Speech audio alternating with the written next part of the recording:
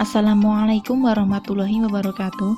Sebelumnya, perkenalkan, saya Rara Sutfiani Fgania dengan NIM 23010190009 dari kelas PIF.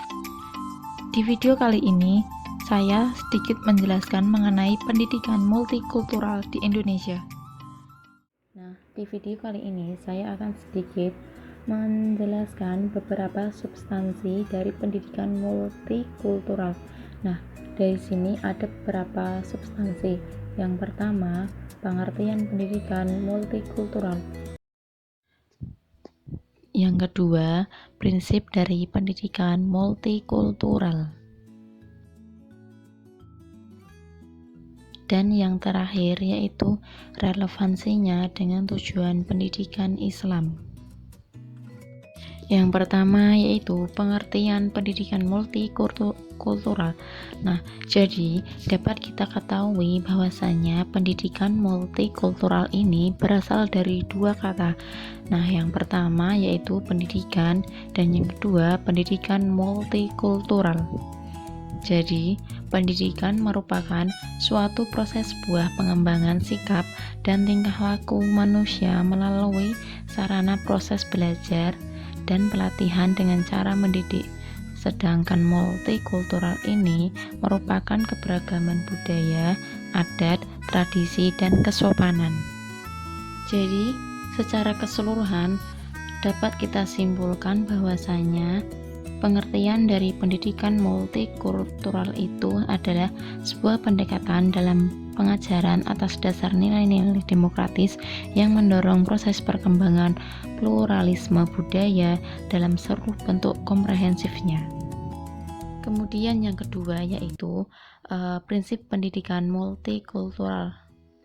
Prinsip ini ada berbagai macam. Yang pertama, pemilihan sebuah materi dalam pembelajaran yang harus terbuka secara garis budaya berdasarkan untuk siswa.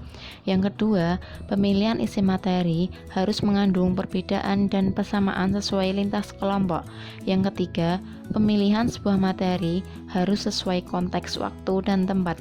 Dan yang terakhir, pendidikan hendaknya menerapkan model pembelajaran yang aktif dan interaktif.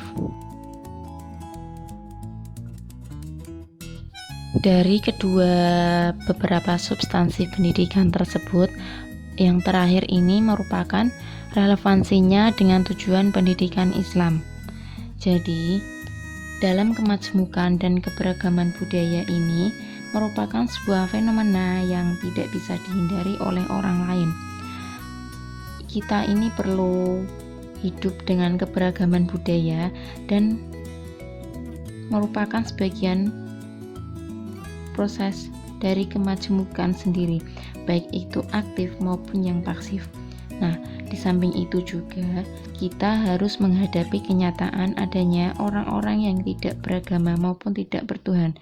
Untuk itu, kita harus menghadapi kemajmukan dalam mengambil sikap anti pluralisme.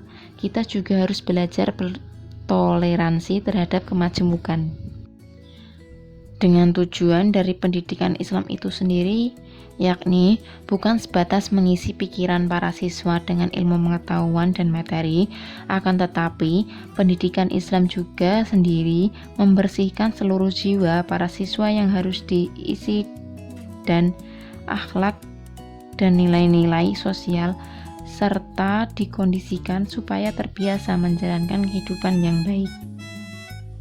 Nah, dari tujuan tersebut, kita dapat menyimpulkan bahwasanya siswa diharapkan dapat menjadi manusia yang baik, berakhlak mulia, dan bisa menghargai keragaman budaya di sekelilingnya.